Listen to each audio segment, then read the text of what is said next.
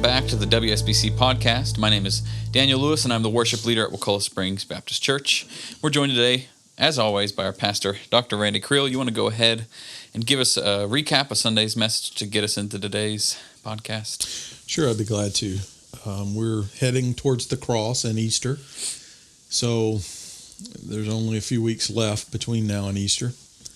So we looked starting Sunday at the last night before the cross, and really only a selected scene from that. So we're in John 13, and Jesus and his disciples are in the upper room, and again, it's only hours before he's going to be arrested, taken to the cross. And in that time period, he acknowledges that he only has a short time left with them, and he gives them a commandment.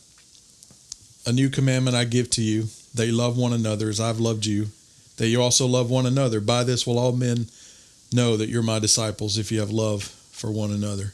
So in the time that he had left, one of the things that he focused on was his disciples loving one another. He reminded them of the commandment to love each other, and he put a new spin on it. You're to love one another, and your model is Jesus, as I have loved you. So that was our focus on Sunday, the command of the Lord, that we love one another as Christians. So when talking about showing our love to believers, there's a difference in approach when we're talking about Christians we know opposed to Christians we don't know. So how can we show our love to people in our own church family? Well, I said somewhat sarcastically Sunday, Christians, that's a big group of people. The disciples of Jesus, that's a big group of people. It's all believers all around the world. And I said, it's easier to love someone you don't know, a Christian you don't know, than one you do know, because obviously you don't have any relationship with them. You don't have to try to work things out with them or live in community with them. And again, that was somewhat tongue-in-cheek. But we did talk about, what about those right here in our own church family? In fact, we narrowed the focus down and said, look, the pool of, hey, I love all Christians is so big that we can sometimes hide and not really hold ourselves accountable. So we said, okay, what about the people in this room? The people right here at this church service today, if you're a part of our church family, been here for any length of time, do you love the people here? Are you showing love to them? So how do we do that? We talked about praying for one another, serving one another, just showing up at church service to encourage one another. That's a part of the Hebrews model where in the book of Hebrews, he said, don't forsake the assembling of yourselves together, but you're to gather together and encourage and exhort one another. You can't do that from a distance. Now, obviously, we've had a weird thing happen in the past year with the COVID pandemic. And so that's been a game changer where people have needed to for physical safety. But that's not the norm. And obviously that came last year, and it will end at some point in the future. The norm is we gather together. And I would say as you gather together, how about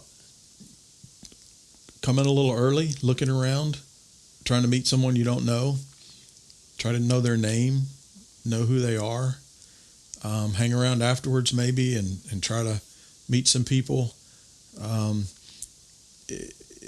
It's easy to get into a pattern of I walk in, I sit down, I sing, I listen, I stand up, I walk out. Sure. And I don't really know anybody here at all. I've not invested any time in trying to get to know them.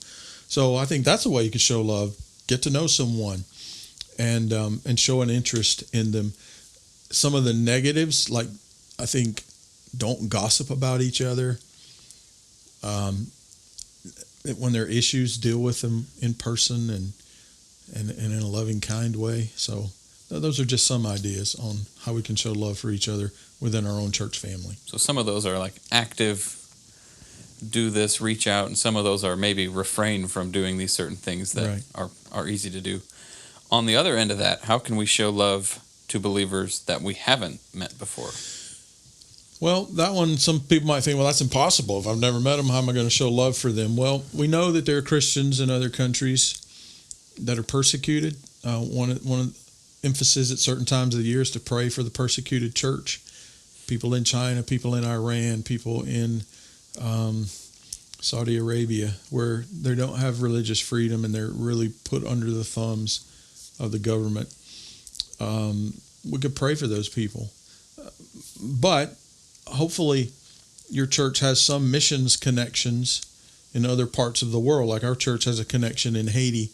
And so though our church may not never met some of those pastors down there, got their pictures right up there on my shelf.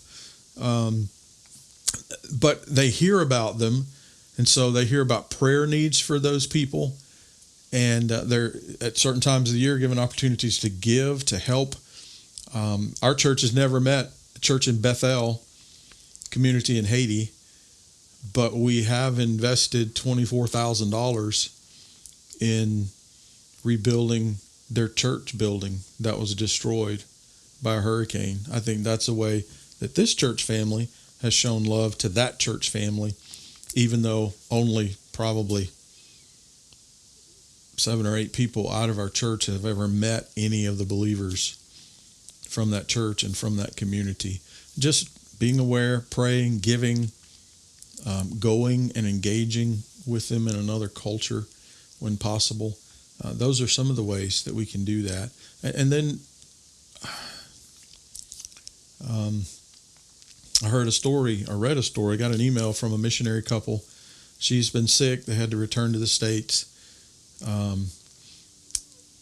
But she told about a pastor in Africa that she'd never met who found out about her sickness through another pastor.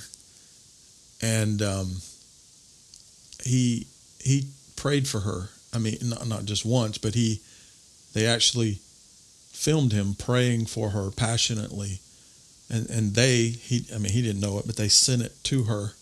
So here's a man that's never met her, only heard about her sickness and illness, but yet he loved her. He showed love to her and interceded on her behalf. I think we should seek to go and do likewise. It's another act of it's an act of loving. It's not just a statement of I love my fellow believers. But right. It's not just a feeling. It's not necessarily like you're going to be praying for a specific person that you've never met. But right. I mean, it could be. Could be. In that case. But generally, going out of your way to try and engage with believers around the world. Yes, but for the most part, honestly, as it relates to other believers, you're going to show that love in the context of your local church, for the most part. Not exclusively, because there may be other churches, people in those churches in the community or in other parts, your family, whatever. But week in, week out, your greatest opportunity is right there within your own local church to demonstrate this love that Jesus was talking about. So the commandment Jesus gives us in the passage is to love one another. He is referring to believers with the expressed intent of people identifying Christians by the love that they have for each other. On a separate note, but not really, I do kind of constantly see criticisms of Christianity online. But most of the time it's from other Christians. And to me, that just seems like we don't even, to the public eye, we don't seem to like each other all that much. And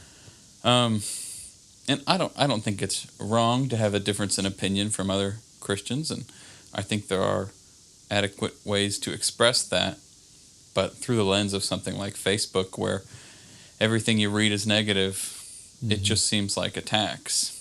Right. Christians attacking Christians. So I don't think that's maybe the medium to do that. So without coming off hateful, how can we express our difference of opinions with other believers? Well, that's a really pretty broad question in the sense that sure. There's so many different avenues you could travel down in answering the question. It's not new. Differences of opinion have been stated down through the centuries. Sometimes those have gotten heated.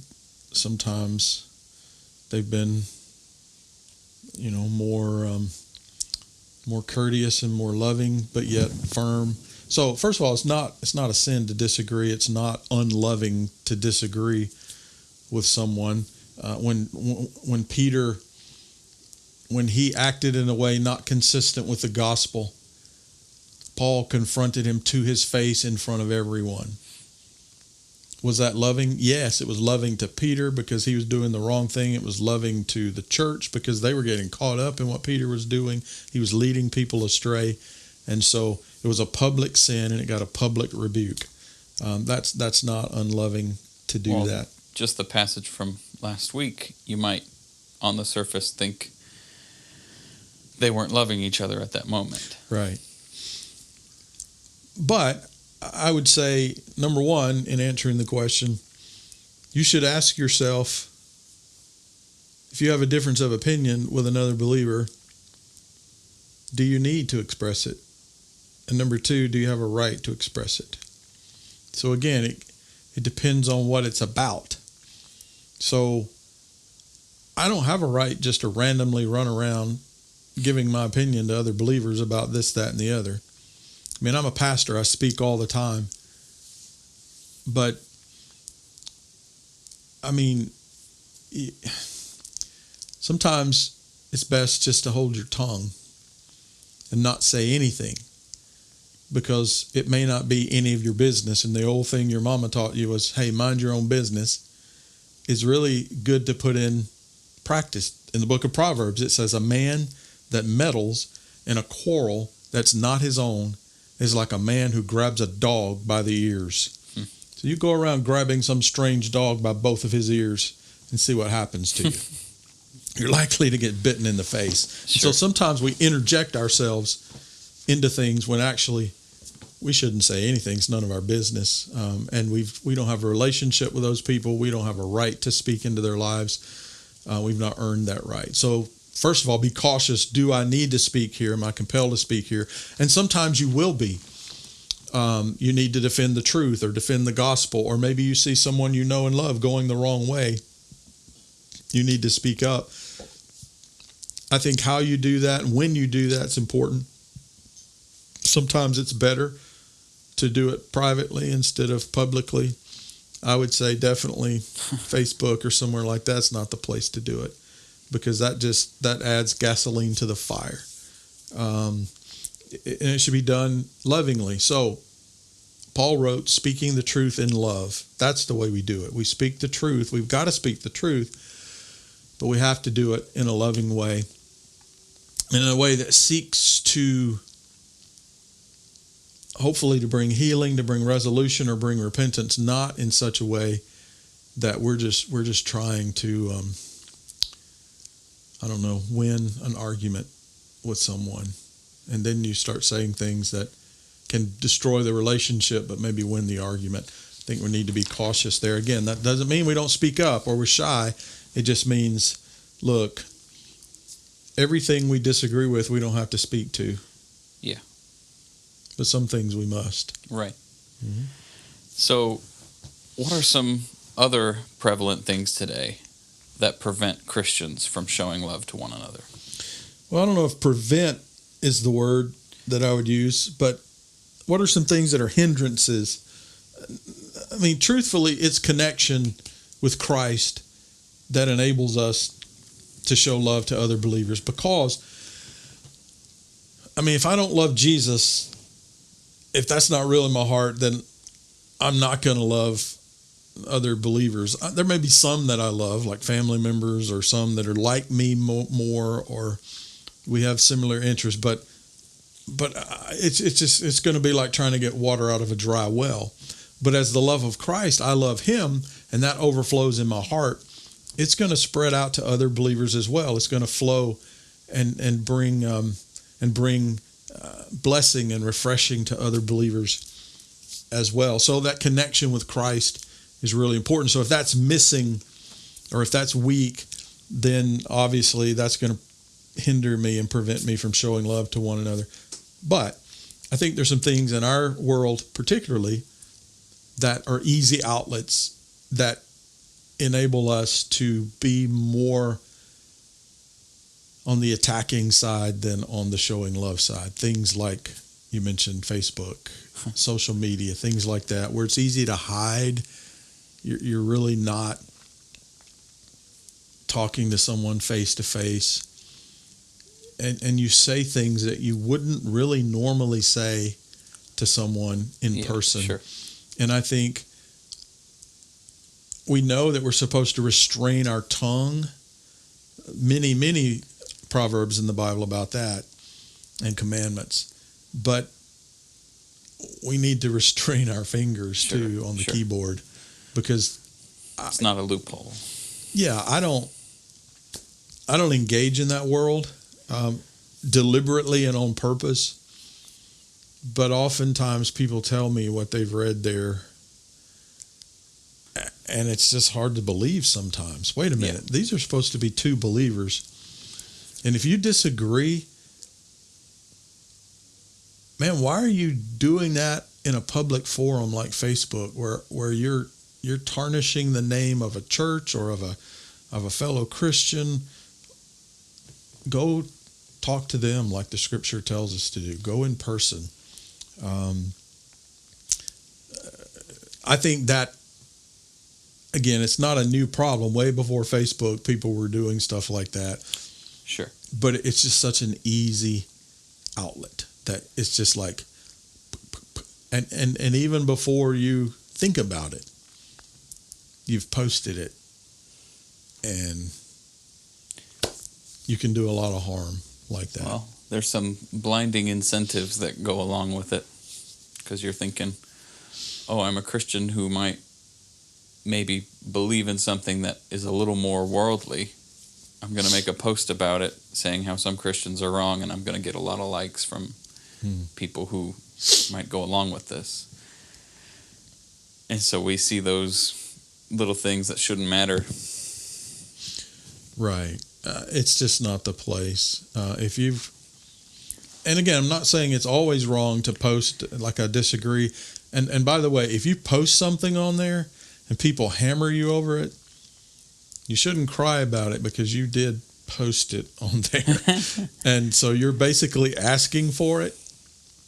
So don't, make yourself into a martyr or a hero.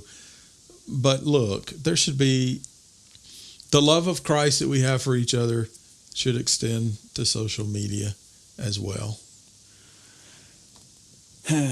Yeah, it's just a snowball effect on there. But again, wait a minute. It's not wrong to disagree. We've already said that, right? Yes. So we're going to have disagreements with each other, and sometimes forcefully.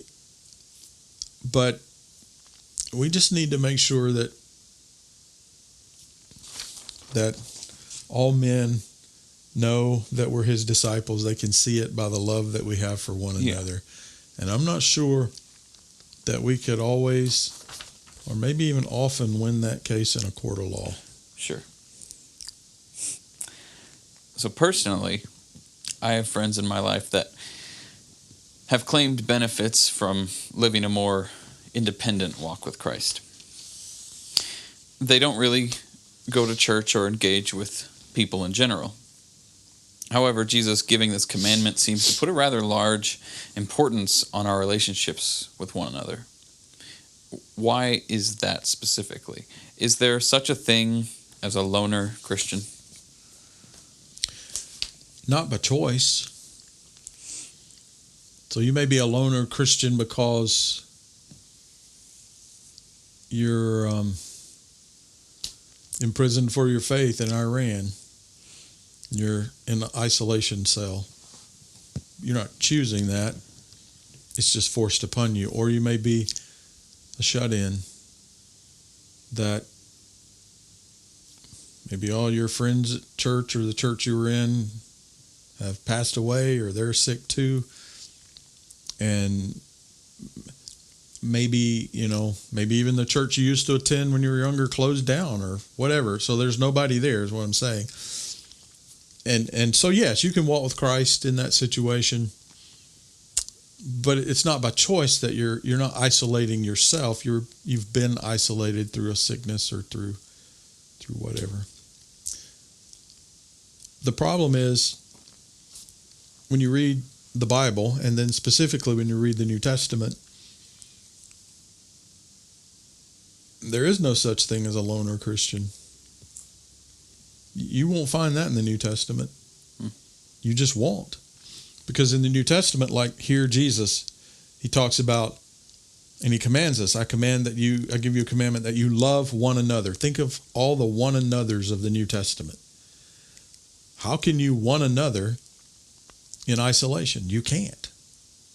Yeah. It's not possible. It's simply not possible. It's like a one-handed clap. It doesn't work. Yeah. You got to have two hands in order to clap. So we need to be careful that we don't make up our own version of Christianity and say, hey, I'm following Christ, when actually we're not doing what he told us to do. So the New Testament's clear. Christianity is to be lived in community. Again, there are times when that's not possible through choices that are made for us, not by us, where we're forced in certain situations through sickness, or in certain countries through imprisonment,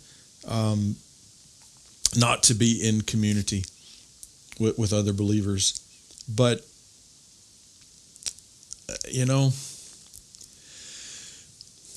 we need to be careful that we just don't create our own version of following Christ and make it up as we go along. Yeah. I remember someone calling me once, and they were asking questions about our church, and this has been 20 years ago or so. So not this church. No, it's been 2 churches ago, actually. Just someone randomly called our church phone number. I answered the phone, happened to be in the church office, and they were like, they're asking me questions about our church, and I could tell they weren't satisfied with my answers.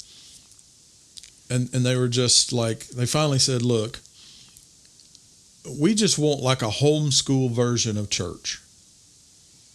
Like where we just do it ourselves in our own home by ourselves.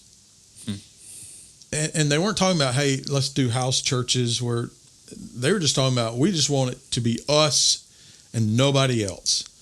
And I'm like, well, I don't even know what to say to you except for that's not what God has called you to, that you would isolate yourself from every other believer in this community and just do your own thing because you don't like anything that anybody else is doing. And this was in a city with hundreds and hundreds of churches. And yet they couldn't find any place that met their criteria. Be careful that you're not creating your own version. Now, some of these people have been turned off by church because of sometimes the way they were treated or the way things happened. So I think the church... And of course, bad things can happen. Yes, of course they do. Because we're all sinners. We're fallen, and sometimes those things happen. So the church needs to be real about that and address those issues and try to deal with them. But the goal is not that you isolate yourself. The one another's of the New Testament themselves speak to us and say, this can't be done in isolation. Now, again, it doesn't have to be in a traditional format. Doesn't have to be at 11 o'clock on Sunday morning with your dress shoes and tie. It might be under a tree somewhere with a group of people, a group of believers that have formed together as a church, and they don't have a building yet. There's a lot of different formats, but it can't be done in isolation. So what impact could it have on unsaved people in a community if the people of a local church are known for having love for one another? Well, you referenced some of the negative consequences of some of the online stuff that happens. What do unsaved people take away from that? Right. Well, they take away that this is no different than we are. That's what happens to me. If I'm unsaved, I put it out there. Other people that aren't in church, in fact, sometimes might give me more of a break than the people who claim to know Jesus do for each other. Yeah. Now, yes, that's an excuse, but there's also some reality behind that as well. So what if a church, a local church, what if their reputation in the community was those people love each other? They love each other. They don't always agree with each other, but They support each other. They're there for each other. They love one another. I think it would be transformational in a community. And I think you see that in the book of Acts, right? Where these people were selling possessions to meet other believers' needs. They were joining together. And the outside community saw it. I read Sunday what Tertullian said. See, in referencing believers, what the pagans said, see how they love one another. That the outsiders noticed. It wasn't that the church put a sign out front and said, hey, we love each other. Just wanted you to know. It was demonstrated and observable to people that didn't even know Christ. And I think that would absolutely open so many doors. We open doors through showing love to unsaved people. Like, hey, we need to love the world and show love and compassion. And that's absolutely factual. But we also don't need to forget that Jesus put the standard as, they'll know that you're my disciples if you have love for one another. So the way you treat, the way you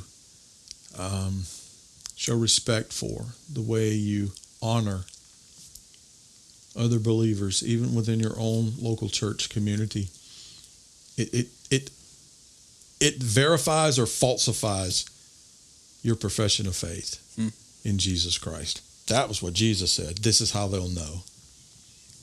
We need to pay attention to that and take heed, because sometimes we've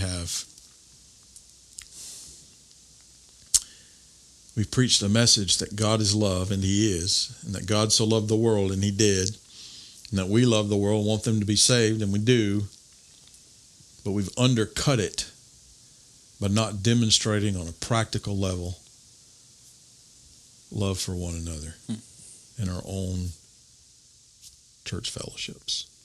By this all men will know that you're my disciples, if you have love one for another.